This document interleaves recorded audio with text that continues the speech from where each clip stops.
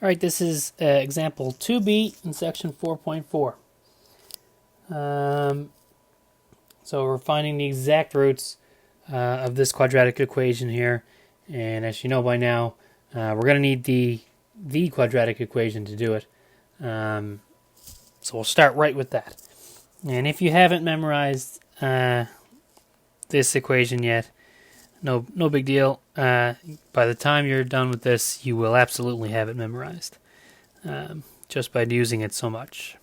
So x is equal to negative b, so negative 4, plus or minus the square root of b squared minus 4ac,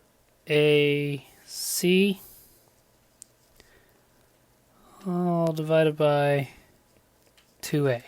You'll always be given this equation anyways, but my money's on you memorizing it just from using it so much. So we'll begin to simplify this a little bit. So negative 4 is just 4 plus or minus the square root of, so negative 4 squared is 16, minus 4 times 1 times 5 is 4 times 5, so that's 20, all over 2. Now you'll see, I think that we have 4 plus or minus the square root of negative 4 all over 2. So, up until now, I guess, every time we've seen the square root of a negative number, we said, oh, this is not possible. But here we go. We're going to change that.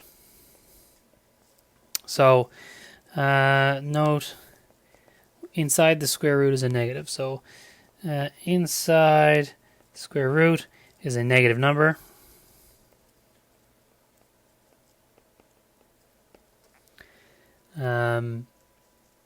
So the way we handle that is the square root of negative 1 is equal to I. And I stands for, well, it's an imaginary number.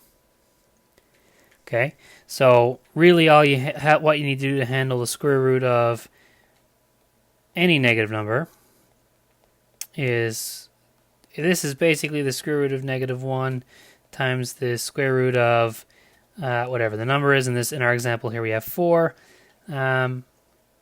which would be equal to, so I times 2, which we just write as 2i. So you almost basically never need to show those workings there, and we can just say that the square root of negative 4, well, we know the square root of 4 is 2, and we just throw the I on there to account for the negative. So square roots of negative numbers are imaginary numbers. It's just a different number family, and we use I to show that. So back to our problem over here. This becomes x is equal to 4 plus or minus 2i all over 2, and we basically just treat that as just a normal algebra problem there, and can divide by 2 as normal. So we get two roots. One is x is equal to 2 plus I. The other is x equals to 2 subtract I. But because these roots have an imaginary number in them,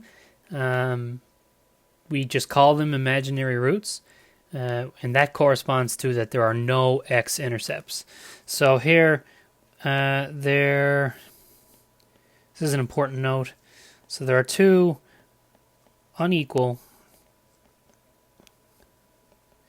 imaginary roots, and this means that there are no x-intercepts. Okay, so when you're solving these problems, it's perfectly fine to get negatives in your square roots now. You just need to know what it means. And when you get a final answer that has an imaginary number in it, it just means that we have no x-intercepts.